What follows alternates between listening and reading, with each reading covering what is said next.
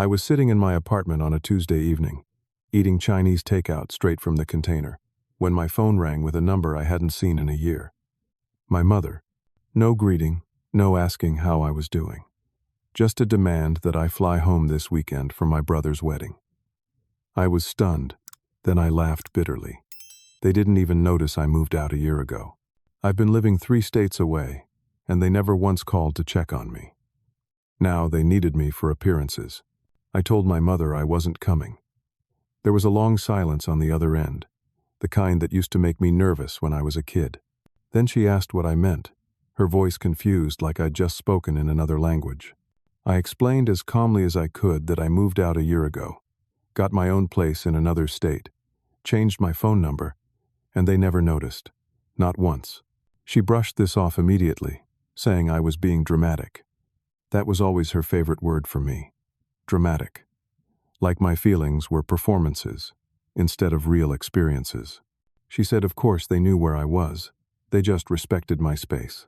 The lie was so smooth, so practiced, that I almost believed her for a second. My father got on the phone. His voice had that edge to it, the one that meant he was done with whatever nonsense I was pulling. He said I needed to stop being selfish and think about the family. Think about Derek. Think about what people would say if I didn't show up to my own brother's wedding. I tried to explain that I hadn't been part of the family for years. They ignored me growing up, focused everything on Derek.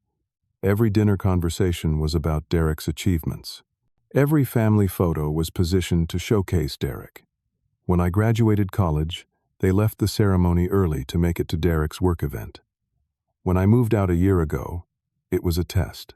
A way to see if they'd notice, if they'd reach out, if I mattered at all. 12 months of silence gave me my answer. My father said that was ridiculous. He claimed they knew exactly where I was the whole time. I realized they were lying to themselves, rewriting history to avoid confronting the truth. That's what they did best. Create narratives that made them look good. Then my mother's voice changed. It became sweeter, softer, the tone she used when she wanted something. She said the bride's family, the Hendersons, were very important people, wealthy, well-connected in Connecticut. They had certain expectations about family. I asked what that had to do with me. My mother hesitated. I could hear her trying to figure out how to phrase it. Finally, she said they may have mentioned to the Hendersons that I lived nearby and that our family was very close. All of us. One big happy unit. My stomach dropped. I asked what exactly they told the Hendersons. My father got defensive, his voice rising. He said they just wanted to make a good impression. These were important people. The Hendersons had money, connections, a name that meant something. Derek was marrying up, and they couldn't afford to look like some dysfunctional family. I pressed harder. I needed to know the extent of the lies. My mother finally admitted that they'd been telling stories at family gatherings over the past year, and the Hendersons heard them. Stories about their successful younger son who visited regularly. Stories about family dinners every Sunday. Stories about how proud they were of both their boys. I felt sick. They'd created a fictional version of me, a version that fit their perfect family narrative. And now, they expected me to play the role. I hung up. I sat on my second-hand couch in my small apartment, the one I'd furnished with budget finds and hand-me-downs, and tried to process what just happened. An hour later, my phone rang again. Derek. I hadn't spoken to my brother in over a year either. He didn't apologize for the radio silence. He didn't ask how I was doing, or where I was living, or if I was happy. Instead, he launched straight into panic mode. The wedding was in 5 days. The Hendersons were traditional, old-money family from Connecticut. They valued family closeness, unity, the appearance of stability. If I didn't show up, it would look bad, really bad. Caroline might reconsider the whole thing. I asked Derek if he even knew I had moved out. There was silence. Then he admitted he knew. He'd noticed I wasn't at family dinners anymore, but Mom and Dad said I was just busy with work. He never questioned it, never picked up the phone to call me himself. For an entire year, my brother knew I was gone and didn't care enough to reach out. Derek's voice turned cold. He said if I ruined this wedding, if Caroline left him because his family was exposed as dysfunctional, he would make sure I regretted it. He had connections in my industry. Graphic design was a small world, especially in the commercial sector. He'd ruin my reputation, make sure I couldn't get decent work. I was shocked by the venom in his voice. Derek was always the golden child, the favorite, the one who could do no wrong. But I'd never heard him be this cruel, this calculated. I asked him directly if he knew I had moved to another state. He admitted he did. Mom mentioned it once, casually, like it was no big deal. Derek never thought to call, never wondered why his younger brother left without saying goodbye. He just accepted the narrative our parents fed him and moved on with his life. I realized then that my entire family had erased me from their lives. They only remembered I existed when they needed something from me, when my absence threatened their carefully constructed image. I told Derek I wasn't coming. My voice was shaking, but I meant it. He started to threaten me again, but I hung up. I blocked his number. I blocked my parents' numbers. I sat in my apartment, surrounded by the life I'd built for myself, and felt a strange mix of liberation and deep, aching sadness. The next morning, I woke up feeling good about my decision. I'd finally stood up for myself, set a boundary. I got ready for work, grabbed coffee from the shop on the corner, and headed to the small design agency where I'd been employed for 8 months. It wasn't a fancy job, but I liked it. The work was interesting. My coworkers were decent, and my boss, Martin, was fair.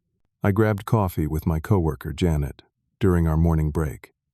She was around my age, had a sharp sense of humor, and we'd become friendly. I told her about the bizarre phone call from my family. She was supportive, said my family sounded toxic, and that I was right to protect my peace.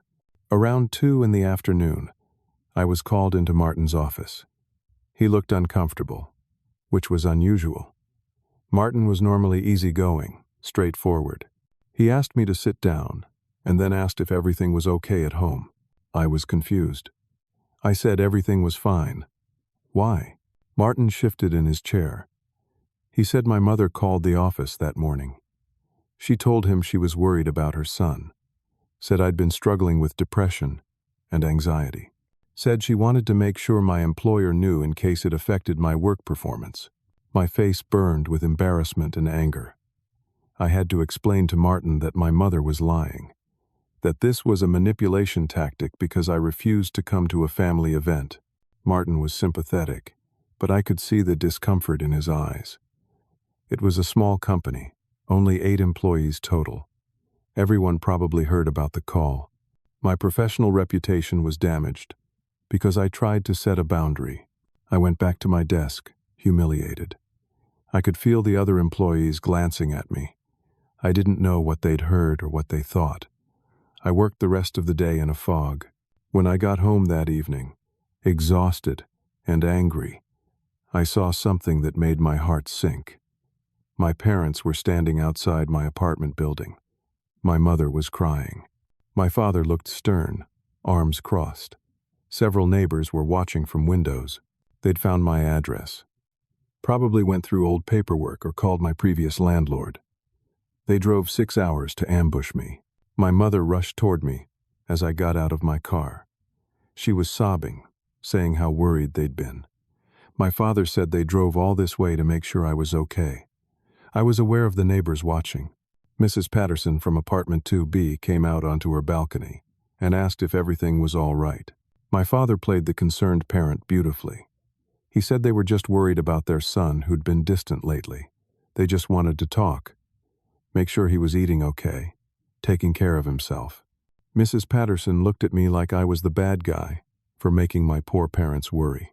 To avoid a bigger scene, I let them into my apartment. The second the door closed, my mother's tears stopped, like someone flipped a switch. She looked around at my modest furniture, my small kitchen with the linoleum counters, the living room that barely fit a couch and television. I saw the disdain on her face. This wasn't the successful life she'd imagined for me. My father got straight to the point. The wedding was in 4 days. They needed me there. No more discussion. I refused again. I was tired, humiliated from the work incident, and angry that they'd invaded my home. They switched tactics, started bringing up every sacrifice they'd ever made. My college tuition, though I'd paid for most of it myself through scholarships and working 30 hours a week at a campus bookstore. The roof over my head growing up, like I'd had a choice in being born. My mother said she couldn't believe she raised such a selfish son. My father said my absence would raise questions they couldn't answer. I was exhausted. The fight had been drained out of me by the work humiliation and the public scene with my neighbors. I said I'd think about it, just to get them to leave. They brightened immediately. My mother hugged me, said she knew I'd come around. I was a good boy deep down. They left, reminding me about the flight information they'd sent to my old email address, the one I barely checked anymore. I sat in my apartment feeling like I'd lost, like I'd let them win just by saying I'd consider it. The next morning, I woke to a series of texts from Derek. My parents had apparently told the Hendersons that I'd confirmed I was coming, that everything was fine. The family was united. But there was more to Derek's messages, something that made my blood run cold. I opened my laptop and started doing some social media research. I found Caroline Henderson's profile, her family's profiles. They were exactly what you'd expect from old Connecticut money. Tasteful photos, humble brags disguised as gratitude posts, carefully curated images of success and tradition. In the comments on recent wedding posts, I saw my mother. She was active, enthusiastic, talking about how excited she was for both her sons, how proud she was of Jean's medical career. I wasn't in medicine. I was a graphic designer making $48,000 a year. I'd never been to medical school, never even considered it. I kept digging. I found more comments. My mother had woven an elaborate fantasy over months of interaction with the Hendersons and their extended family. Family dinners. Every Sunday where we all gathered and laughed. Jean's successful practice, though she was vague about what kind of doctor I supposedly was. How I'd helped Derek through tough times, been his rock, his biggest supporter. Every single thing was a lie. I realized this wasn't just about me showing up to smile for photos. My parents had created a fictional version of me, a successful doctor's son who was part of this perfect, close family. They expected me to show up and play this role. If I didn't, or if I showed up and the truth came out, the entire house of cards would collapse in front of the Hendersons. My attempt to simply think about attending had given my parents ammunition. They'd taken my moment of weakness and built an even bigger lie on top of it. I unblocked my mother's number and called her. I was furious, shaking. She answered brightly, like nothing was wrong. I demanded to know why she was telling people I was a doctor, why she was lying about my career, my life, everything. She laughed it off, a light, tinkling laugh like I was being silly. She said she might have embellished a little. The Hendersons were talking about all of Caroline's accomplished friends, and she didn't want to seem less than. Didn't want Derek to look like he came from a family of underachievers. It was just a small exaggeration. I told her it wasn't small. It was a complete fabrication, and I was definitely not coming now. She could clean up her own mess. Explain to the Hendersons that she lied. My mother's voice turned to ice. She said the Hendersons had already told their extended family about Derek's wonderful brother, the doctor. Caroline's grandmother was particularly excited to meet me because she had some medical questions about a condition she'd been dealing with. If I didn't show up, or worse, if I showed up and wasn't actually a doctor, the embarrassment would be massive. Caroline might call off the wedding, and it would be my fault for not supporting my family. I said this was insane. I didn't create this lie. Why was I responsible for fixing it? My mother said I could solve it easily. Just come, smile, be vague about my work if anyone asked, and leave right after the ceremony. One day, that was all they needed. One day of playing along. I said no, absolutely not. I wasn't going to pretend to be someone I wasn't. My mother started crying again. Real tears this time, or at least tears that sounded real over the phone. She said she didn't understand when I became so cruel, when I stopped caring about family. She hung up on me. 2 hours later, Derek video called. I almost didn't answer, but curiosity got the better of me. When his face appeared on my screen, he looked terrible. Unshaven, eyes bloodshot, hair a mess. He was in his apartment, and I could see wedding planning chaos behind him. Boxes, garment bags, scattered papers. He told me that Caroline's father, Richard Henderson, called that morning. Richard wanted to confirm details about the family dinner before the rehearsal dinner. He was particularly looking forward to talking to me about a medical foundation the Henderson family ran. They funded research and community health initiatives. Richard thought I'd be interested in joining the foundation's board. I listened in horror as Derek explained the full scope of the lies. I wasn't just a doctor in my parents' story. I was a doctor who did volunteer work with underprivileged communities, a humanitarian, someone who cared deeply about giving back. Richard Henderson wanted to discuss my joining their foundation's board of directors. There was also an expectation that I would give a toast at the rehearsal dinner about family and success. Derek admitted he knew our parents had exaggerated, but he didn't realize it was this extensive. He'd been so focused on impressing Caroline and her family that he didn't question the stories. Now he was trapped. If the truth came out, Caroline would see his family as liars and social climbers trying to marry into money. Her parents might pressure her to call off the wedding. Derek begged me to help. Just this once. Just for a few days. Play along, give a vague toast, and then I could disappear from their lives forever if I wanted. I felt torn. I was angry at Derek for never reaching out, for threatening me, for being complicit in all of this. But I also heard genuine fear in his voice. He said he loved Caroline, really loved her.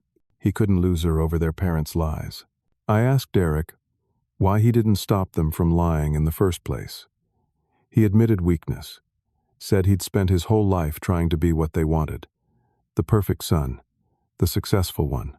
He'd let them build him up by comparison to me, and he never questioned it, never stood up for me.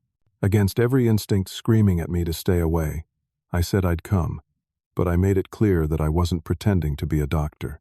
I'd be polite, attend the wedding, but I wouldn't actively lie.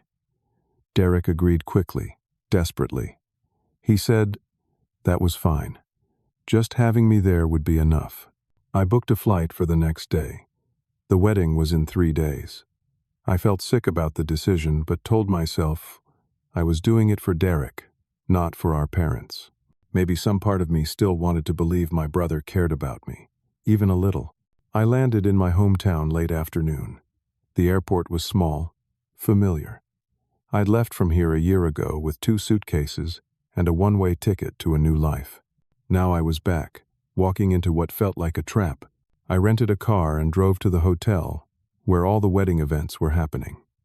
It was a nice place, historic, the kind of venue that cost serious money.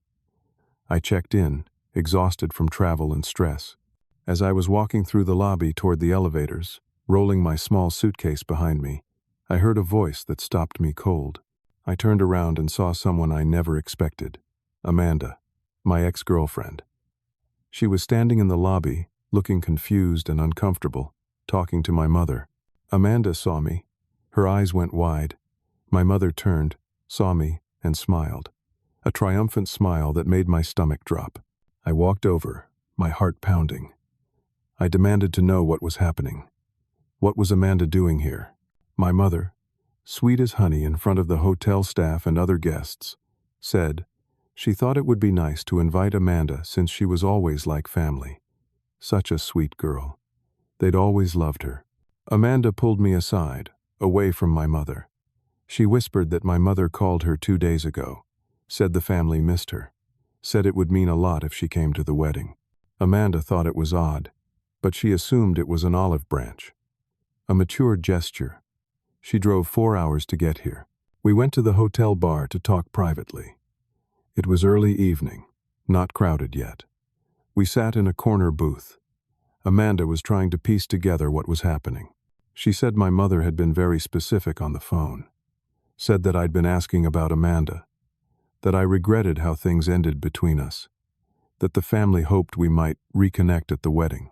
I explained everything. The year of silence.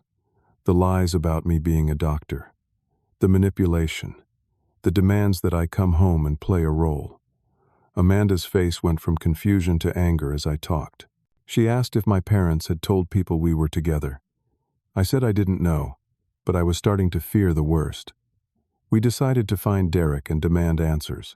I needed to know what exactly the Hendersons had been told.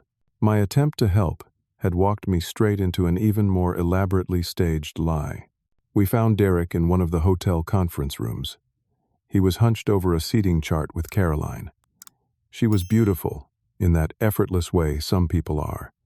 Tall, blonde, elegant. But I could see stress in her eyes, tension in her shoulders. Derek's face went pale when he saw Amanda with me. Caroline looked confused. She asked who Amanda was.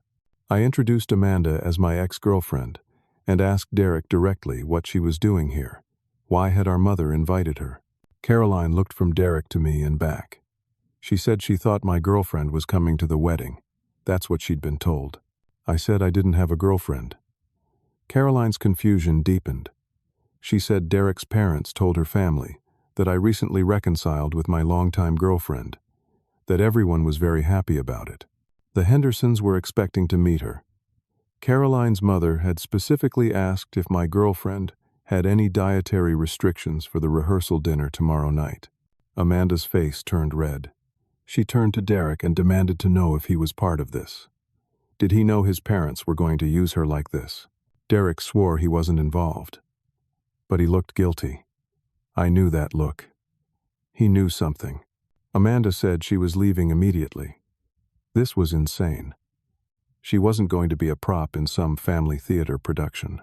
Caroline agreed, saying this was very strange, and she needed to talk to her parents about what was really going on. She left the conference room, clearly upset. Derek rounded on me the second Caroline was gone. He asked why I brought Amanda to confront him right before the wedding, why I was causing drama. I pointed out that I didn't bring her. Our parents did. I didn't create this mess. Derek said I was making it worse. I should have just talked to him privately, instead of making a scene. Amanda interrupted. She said we were both victims of our parents' manipulation. She wasn't going to stick around for more of it. She left to pack her things. I followed her out into the hotel lobby. We ran into my mother and Caroline's mother, Patricia Henderson. Patricia was exactly what you'd expect from old Connecticut money. Tall, elegant, perfectly styled gray hair, clothes that were expensive without being showy. She carried herself with the kind of confidence that comes from generations of financial security. My mother was practically fawning over her. Patricia saw me and lit up. She introduced herself, shook my hand with a firm grip, and said she was so glad to finally meet Derek's wonderful brother. She looked around and asked where my fiancé was. The word hit me like a punch. Fiancé. Not girlfriend. Fiancé. My mother jumped in before I could respond. She said Amanda was just freshening up after the drive. She'd be down soon. Patricia smiled warmly. She said she was so excited to meet Amanda. The family was thrilled about the engagement. She'd heard it happen just last month. Such exciting news for both families. Amanda stiffened beside me. I could feel her anger radiating. Patricia's phone rang, and she excused herself to take the call.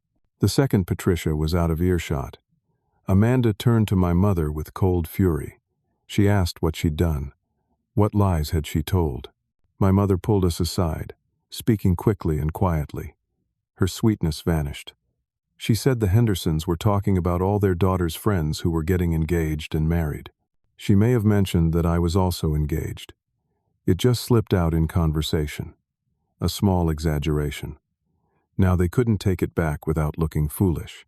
She begged us to just play along for 2 days. Just smile, act like a couple, and then we could go back to our separate lives. Amanda said absolutely not. She wasn't going to lie for people who'd manipulated her into driving 4 hours. She walked away, heading for the elevators. My mother grabbed my arm. Her nails dug into my skin. She said I had to fix this. I had to convince Amanda to stay. Everything was falling apart.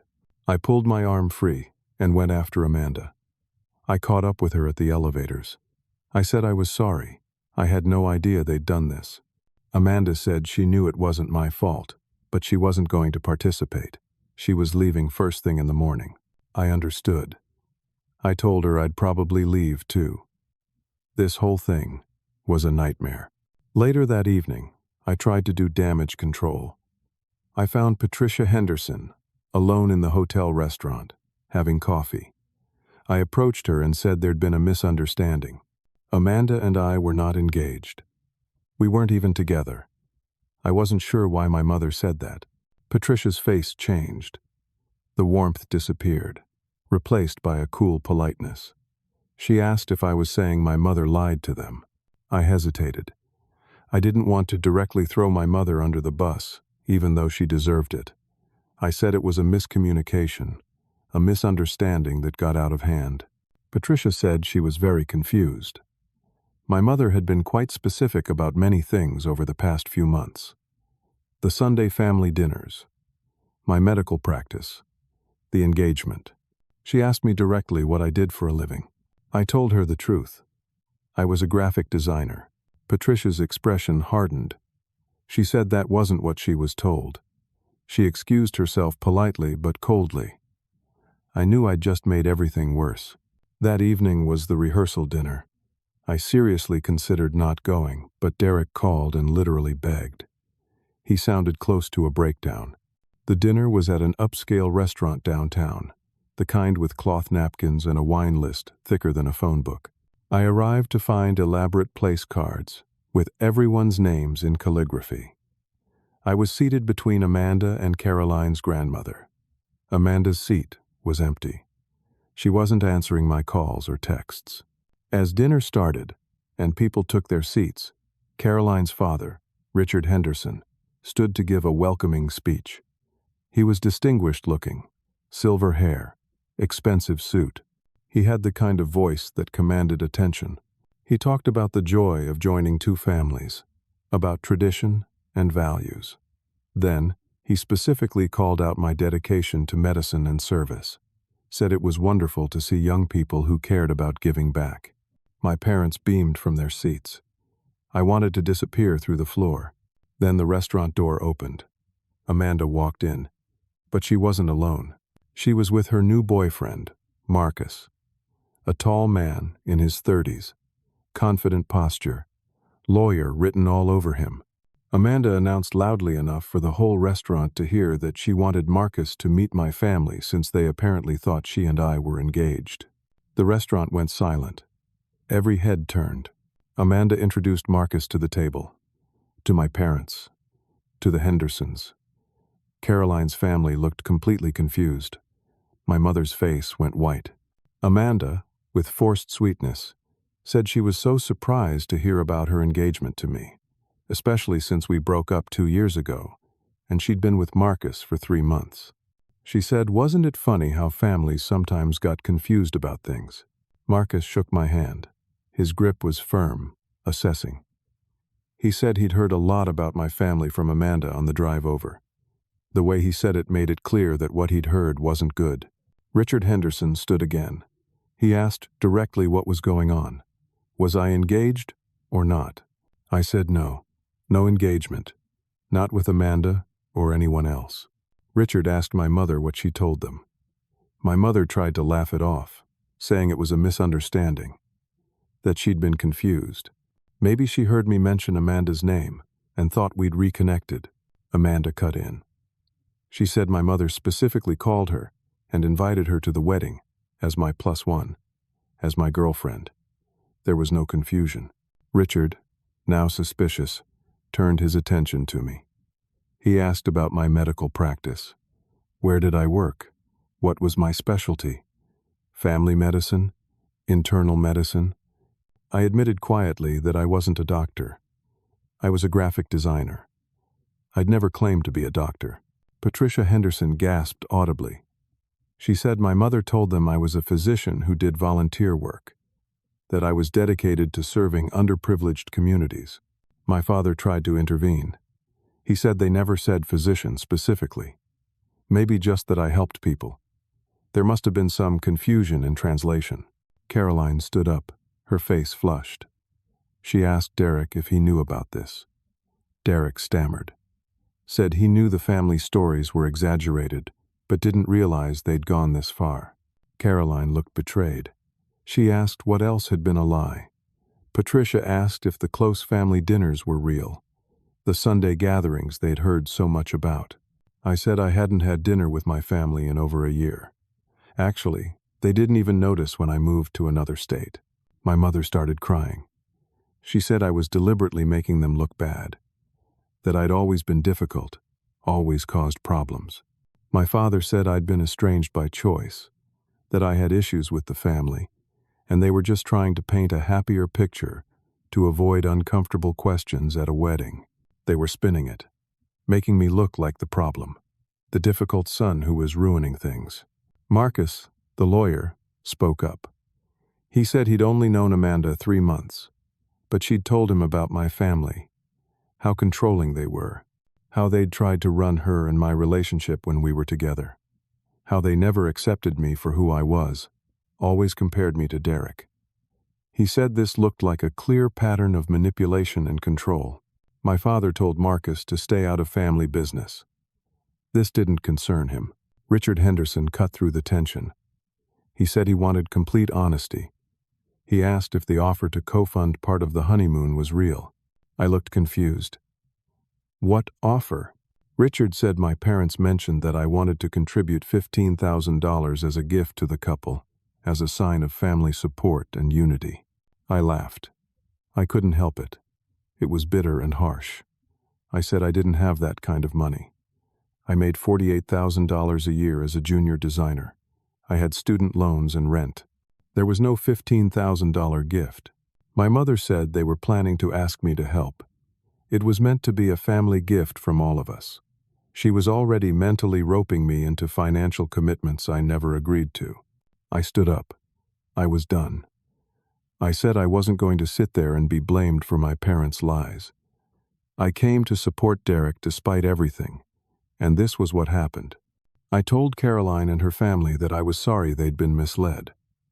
I hoped the wedding proceeded, and that she and Derek were happy. But I wouldn't be attending. I left the restaurant. I could hear raised voices behind me as I walked out. I went back to my hotel room and started packing. I looked up flights. There was a late one that night. I could be home by midnight, back in my own apartment, away from this nightmare. There was a knock on my door. I opened it. Amanda stood there. She wasn't smug anymore. She was crying. She came in and sat on the edge of my bed. She said she was sorry for bringing Marcus and making a scene, but she'd been so angry when my mother tried to use her, tried to force her into playing a role without even asking. Then she handed me her phone. She said after I left the restaurant, she went to get her coat from the coat check. She heard voices in the hallway outside the private dining room. My parents, talking to Derek. She recorded it.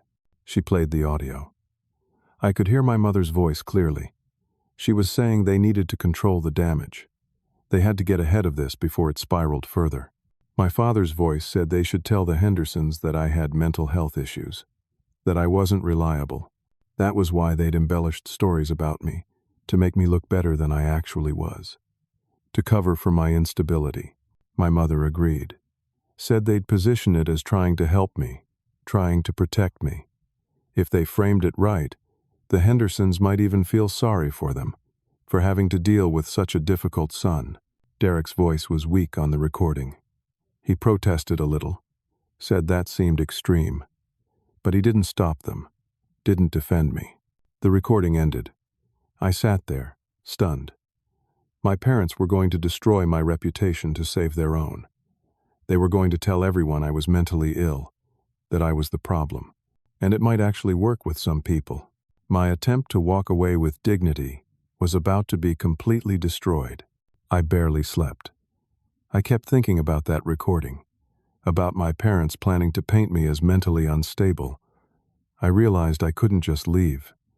If I did, they'd control the narrative completely. They'd tell everyone I had a breakdown, that I was unreliable, that I couldn't handle family situations. It could follow me, affect my job, my relationships, my future. Amanda stayed in my hotel room that night. Not romantically, just as support. She slept in the chair while I lay on the bed, staring at the ceiling. Around 6 in the morning, she woke up and asked what I was going to do. I told her I had to go to the wedding. I had to face this head on. She said she'd help however she could. She said Marcus would too. He'd heard enough last night to understand what was happening. The wedding was scheduled for 3 in the afternoon. I got dressed in my suit, the only nice one I owned. I'd bought it on sale 2 years ago for job interviews. I went to the church early, around 10, before most people arrived. The church was beautiful. Historic stone building with stained glass windows, wooden pews that probably dated back 100 years. It was exactly the kind of place old money families got married. I found Derek in a side room off the main chapel. He was getting ready, struggling with his bow tie. He looked exhausted. When he saw me, relief and fear crossed his face at the same time. I told him I knew what our parents were planning. I knew they were going to claim I had mental health issues to explain away their lies. Derek admitted he'd heard them. He said he was sorry, but he couldn't stop them. He needed this wedding to happen. Caroline was already having doubts. If anything else went wrong, she might call it off. I asked Derek if he was really okay with our parents destroying my reputation to save face. He said he was in an impossible situation. He loved Caroline. He couldn't lose her. I realized my brother was going to let them throw me under the bus. He was too weak to stand up to them, too afraid of losing what he had. The church started filling with guests around noon. I sat in the back, not with the family. Amanda and Marcus sat with me. I watched my parents arrive, dressed impeccably. My mother wore a lavender dress suit that probably cost more than my monthly rent. They sat in the front row with the Hendersons. The tension was visible, even from where I Saturday. The ceremony began at 3.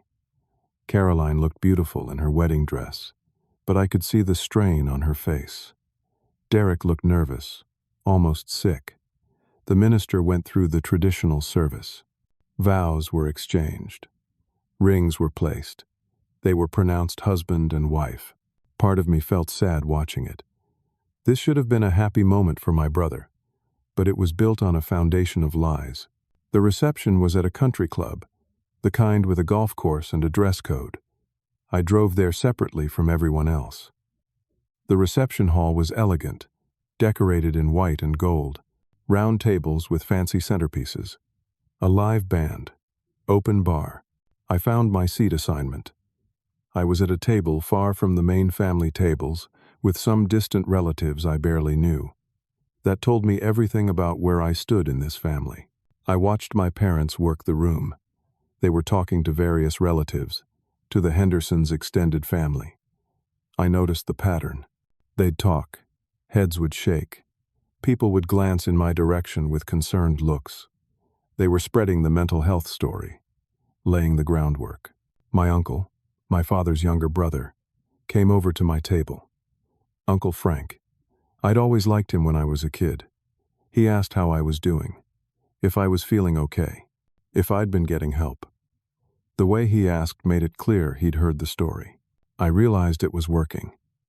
People were believing my parents. During the open mic portion of the reception, when anyone could grab the microphone and give a toast, I made a decision. I stood up and walked to the front of the room. My father saw me, and his face went pale. My mother tried to stand, but Patricia Henderson was talking to her. I took the microphone. The room quieted down. I started by congratulating Derek and Caroline. I said I hoped they'd have a long and happy marriage. Then I told a story. A true story. I talked about growing up as the second son, about how every achievement I had was overshadowed by Derek's bigger achievements, about how I slowly realized I was invisible in my own family, about how a year ago I moved to another state as an experiment, to see if anyone would notice, to see if I mattered at all. The room was completely silent now.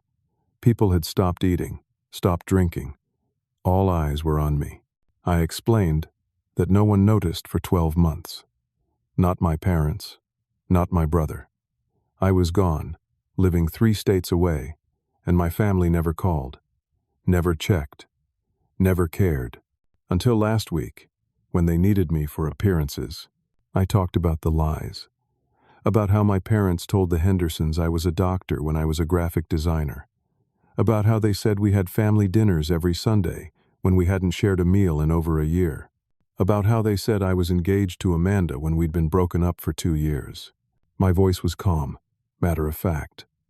I wasn't angry or emotional, just honest. My father stood up and interrupted. He said I was having an episode, that I wasn't well, that they'd been worried about my mental state for some time. My mother sobbed into a napkin. Some guests looked sympathetic to my parents. I'd expected this. I said I knew they'd say that. I nodded to Amanda. She stood up from her table and held up her phone. She said she had a recording from last night. My parents, in their own words, planning to call me mentally ill to cover their lies. She offered to play it for everyone who wanted to hear it. Caroline's grandmother, a formidable woman in her 80s wearing pearls and radiating authority, stood up. She said she'd like to hear it. Patricia Henderson agreed. Amanda played the recording on her phone, loud enough for the nearby tables to hear clearly. My mother's voice explaining how they needed to frame me as unstable. My father agreeing that it would explain away their exaggerations. Derek's weak protest, but ultimate acceptance. The room erupted in whispers. My parents tried to claim it was taken out of context, that it sounded worse than it was. My father said Amanda edited it to make them look bad. Marcus stood up. He said he was a lawyer and that the recording was continuous, unedited. He'd verified the timestamp data. There was no manipulation. Caroline's grandmother said she'd heard enough. She looked at Caroline's parents and said this family was toxic and dishonest, that Caroline should seriously reconsider binding herself to people who operated like this. Then Caroline stood up. She was still in her wedding dress, looking like something from a bridal magazine, but her face was set, determined. She said she needed to speak. The room went quiet again. She looked at Derek. She said she couldn't start a marriage based on lies and manipulation. She'd spent the last 24 hours thinking about everything that had come out. She loved Derek. She really did. But his family had shown her who they were, and Derek hadn't stood up to them, hadn't protected her or the truth. She said she needed time to think about whether this marriage could work. She walked out of the reception hall. Derek, devastated, ran after her.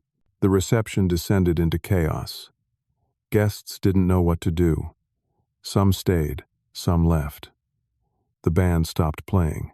My parents turned on me. My mother was screaming that I'd ruined everything. My father lunged toward me, his face purple with rage. Marcus and several other guests stepped between us. Hotel security arrived. They escorted me out, along with my parents. Different exits. My parents were still yelling. I could hear my mother's voice echoing through the country club hallways. I went back to my hotel, packed my things, changed my flight to that evening. Amanda and Marcus drove me to the airport. Amanda hugged me before I went through security. She said I did the right thing, that the truth needed to come out. I flew home feeling numb. I'd just blown up my brother's wedding. My entire family was destroyed, and everyone was going to blame me. I landed back in my city around 10 at night, took a rideshare home to my apartment, unlocked my door, and stepped into my small, quiet space. It felt safe, real, mine. I didn't turn on my phone until the next morning. When I did, I had 73 notifications, texts, voicemails, emails. Most were from numbers I didn't recognize. I scrolled through them. Some were from extended family members who'd been at the wedding. A few were supportive, saying they'd witnessed my parents' behavior over the years and were glad someone finally called it out. Some were angry, saying I'd ruined a sacred day, that family problems should be handled privately. There was nothing from Derek or my parents. I called in sick to work for Monday and Tuesday. I needed time to process what happened. I barely left my apartment, just ordered food delivery and tried to make sense of everything. Amanda texted regularly, checking on me. She felt guilty about making a scene by bringing Marcus, but I told her she'd helped me. Without that recording, my parents' narrative would have won. Marcus texted too.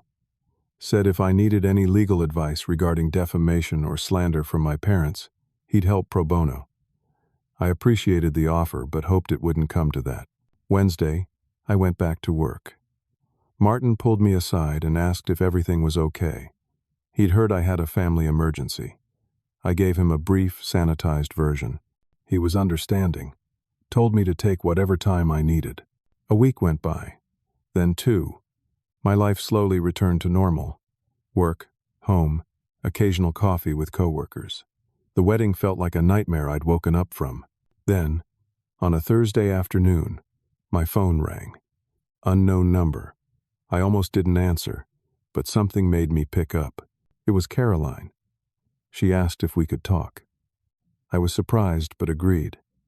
We decided to meet at a coffee shop halfway between our cities, about an hour-and-a-half drive for each of us. The coffee shop was one of those generic chain places off the highway. I got there first, ordered a black coffee, and sat in a corner booth. Caroline arrived 15 minutes later, wearing jeans and a sweater, looking nothing like the polished bride I'd seen. She sat down and thanked me for meeting her. She looked tired, like she hadn't been sleeping well. She explained that after she left the reception, she and Derek had gone back to the hotel and had a long, brutal conversation. She told him she couldn't marry into a family that operated like his did, that the lies, the manipulation, the willingness to destroy someone's reputation to save face, it was all too much. Derek broke down, admitted how much our parents had controlled his life, how he'd been taught from childhood that image was everything, that success meant more than authenticity, that keeping up appearances was more important than honesty. He admitted he'd treated me terribly, because that was what was modeled for him. Caroline gave him an ultimatum: get therapy, set real boundaries with our parents, work on himself, and figure out who he was outside of their expectations. Or she was done. Derek chose therapy. They postponed the wedding by a year. Derek was seeing a therapist twice a week, working through years of enmeshment and control. Caroline said she wanted me to know because I deserved to understand that what I did, while painful, was necessary. The truth needed to come out. She said if they'd gotten married without it, the lies would have poisoned their marriage eventually. I asked how Derek was doing. She said it was hard. He'd cut contact with our parents temporarily. They'd sent him dozens of messages, emails, letters, all blaming me, saying I'd destroyed the family. Derek wasn't responding. He was focused on his own healing. I felt a strange mix of emotions. Sadness for what my brother was going through. Relief that he was finally facing the truth. Guilt that my actions triggered this crisis, even though I knew the crisis was inevitable. Caroline finished her coffee and said she had to get back. Before she left, she said she hoped someday Derek and I could have a real relationship, one based on honesty. She thought we both deserved that. 2 months after the failed wedding, I received a letter. Real mail, handwritten envelope, my name and address in familiar handwriting. Derek. I sat on my couch and opened it carefully. It was 3 pages, front and back. Derek's handwriting was messy, like he'd written it quickly, emotionally. He apologized for everything, for not noticing when I moved out, for threatening me when I didn't want to come to the wedding, for not standing up to our parents, for letting them plan to destroy my reputation, for being complicit in all their lies. He wrote about his therapy sessions, how he was realizing the extent of the dysfunction in our family, how our parents had raised him to be an extension of their image rather than his own person, how he'd internalized the belief that his worth came from achievements and appearances. He wrote that he was cutting contact with our parents until they agreed to get help too. He'd sent them a letter outlining his boundaries and what needed to change. So far, they hadn't responded in any meaningful way. He said he didn't expect me to forgive him. He understood if I wanted nothing to do with him. But he wanted me to know he was trying to change, trying to become someone better. I didn't respond right away. I sat with the letter for weeks. I read it multiple times. I thought about everything that had happened. I talked to a therapist myself. I'd started seeing someone to process my own childhood trauma and family issues. Eventually, I wrote back. I said I appreciated his apology, and I was glad he was getting help. I said I was open to slowly rebuilding our relationship if he continued his growth. But it would take time. Trust wasn't rebuilt overnight. I made it clear that I wouldn't have a relationship with our parents unless they acknowledged what they'd done and made genuine changes, not just empty apologies, but real behavioral change over time. Derek wrote back. He understood. He was in it for the long haul. 6 months after the wedding that never was, Derek and I met for coffee. It was awkward at first. We sat across from each other in a small cafe, in a town between our two cities, neither of us quite sure what to say. But then, we started talking. Really talking. Derek told me about his therapy progress, about how he was learning to set boundaries, to identify manipulation, to live authentically. He said it was the hardest thing he'd ever done. I told him about my life, my job, my apartment, my friends, the life I'd built on my own, away from our family's expectations. Derek listened, really listened. He asked questions, remembered details. It was strange, feeling seen by my brother for the first time in my life. We didn't fix everything that day. One coffee wasn't going to erase years of hurt. But it was a start. Derek told me he and Caroline had set a new wedding date, 1 year from the original date. Small ceremony, just close friends and people who'd supported them through everything. He asked if I'd come, not as a prop, not to play a role, just as his brother, his real brother. I said I'd think about it. I needed to see continued progress, continued change. Derek said that was fair. Over the next few months, Derek and I talked regularly. Phone calls, texts, occasional meetings. It was different than before. Real. He told me about his struggles with our parents. They'd sent him countless messages, all variations of the same themes. I was a troublemaker who'd always been jealous of Derek. The family had done nothing wrong. Derek was being manipulated by his therapist and Caroline. Derek said the messages used to work on him. The guilt, the obligation, the fear of disappointing them. But therapy had given him tools to recognize the manipulation. He'd blocked them on most platforms, only checked their emails once a week, in session with his therapist. I told Derek I was proud of him. I meant it. Our parents sent me one email, about 3 months after the wedding. It was short. They blamed me for destroying the family. Said I'd always been selfish and difficult. Said they'd done their best with me, but I refused to be helped. They didn't apologize. Didn't acknowledge any wrongdoing. Just blamed. I blocked them. I'd hoped for better, but I wasn't surprised. Other family members started reaching out to me. Cousins I hadn't talked to in years. My Uncle Frank. They said they'd witnessed my parents' behavior over the years but never said anything. Now they felt guilty for staying silent. Some apologized. Some just wanted to connect outside of my parents' influence. I built relationships with the relatives who were genuine. Let go of the ones who couldn't see past my parents' narrative. The rescheduled wedding happened on a beautiful Saturday in October. Small ceremony in a garden, maybe 40 people total. Derek and Caroline wrote their own vows. They talked about honesty, growth, and choosing each other every day. I stood as a groomsman. Derek had asked me, nervously, a month before. I'd said yes. It felt right. Caroline's family was there, but the tension from before was gone. They'd seen Derek's commitment to change, his therapy, his boundaries.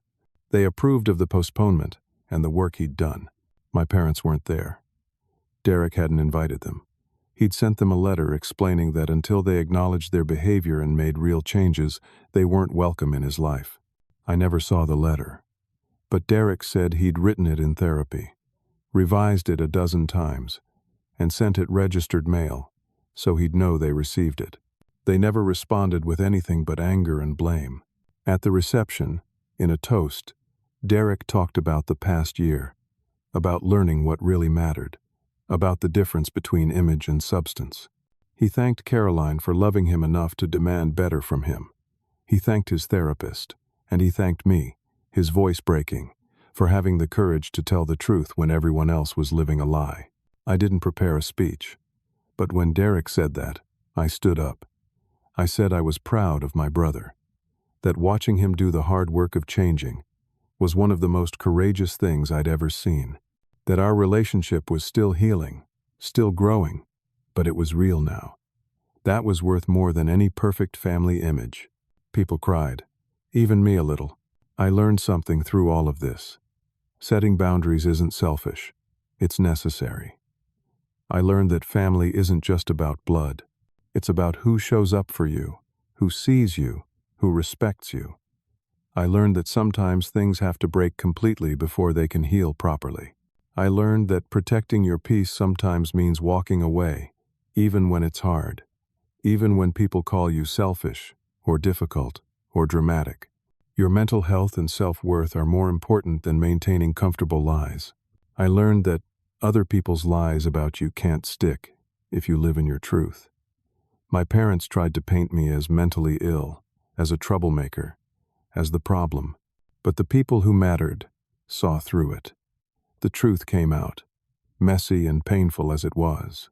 The explosion at that first wedding attempt, while devastating in the moment, was necessary. It freed all of us from a web of lies and manipulation that would have only gotten worse. Derek got the wake-up call he needed. Caroline saw the truth before legally binding herself to it. I stopped being invisible. Was it painful? Absolutely. Did it cost me a relationship with my parents?